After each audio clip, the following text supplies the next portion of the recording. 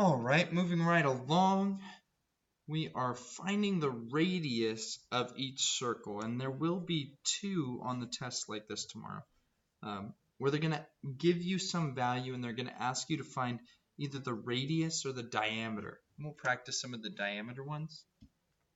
But if we want to find the radius, right, we're looking for r. We want to find r. And they said we're going to use our calculator's value of pi and round to the nearest tenth. And you'll see exactly what they mean by that in a second. So if we're going to find circumference, right, or they give us the circumference, we're going to find r. But if they give us the circumference, we know that circumference is c equals 2 pi r. Well, we need to find r, so we're just going to plug this circumference into the formula and see if we can't find it after that. So 12.6 equals 2 pi r.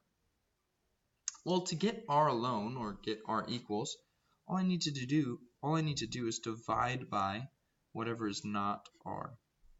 I'm going to divide by 2 pi. And I do that so that this 2 pi will cancel. And now all that's left over here is r. Now this I can just plug into my calculator. And it's really quite easy. It's as simple as that. All right, so 12.6 divided by 2 pi. And they said they wanted it rounded to the nearest tenth. I want it rounded to the nearest tenth. So if I look at the tenths place, it's a 7 right now. And then I look one to the right, it's a 9. That's greater than 5. So this number goes up. So 19.8 yards. Right? And that would be r. Let's try another one of those using circumference. Again, we know circumference is 2 pi r. So we can plug this in, 23.9 equals 2 pi r, and divide by 2 pi to find r. And so those cancel out, gives us that. We just plug it into our calculator, 23.9 divided by 2 second pi. So 37.5 if we round to the nearest tenth. 37.5 feet.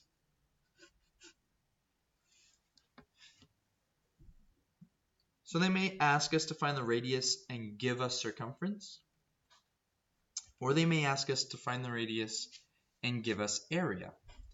Essentially the steps are the same. We're going to start with our area formula. Area equals pi r squared. But as some of you already may have thought, because of this squared right here, we know we're going to have the square root at the end. And you'll see as we fill this out more.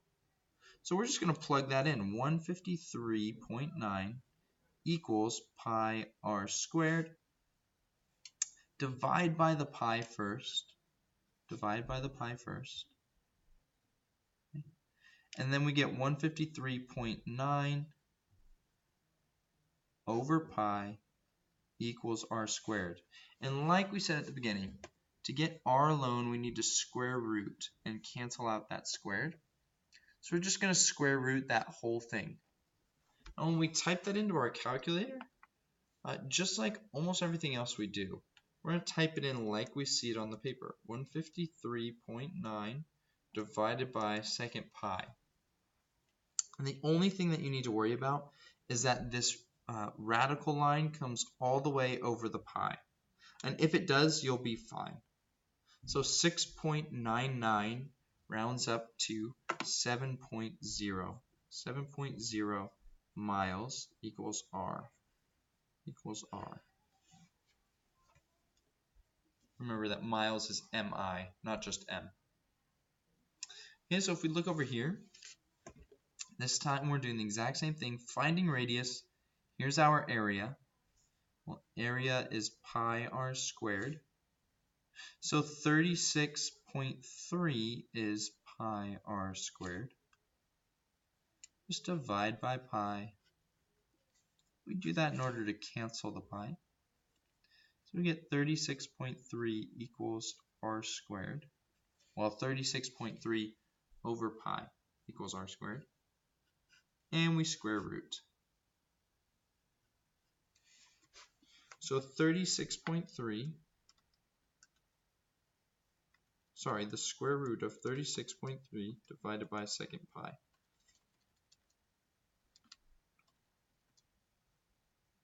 Really messing that up there. 36.3 divided by second pi. It should look like this. Should look like this. The square root of 36.3 divided by pi. And notice the radical comes all the way across. All the way across. And then we hit enter. And we're rounding to the nearest tenth. So I'm going to do 33.4. 3.4 yards. Okay, and I guess that the real important part that I want to stress again is make sure that the radical comes all the way across, all the way over the pi. That way your calculator will know to include that divide by pi inside the radical, inside.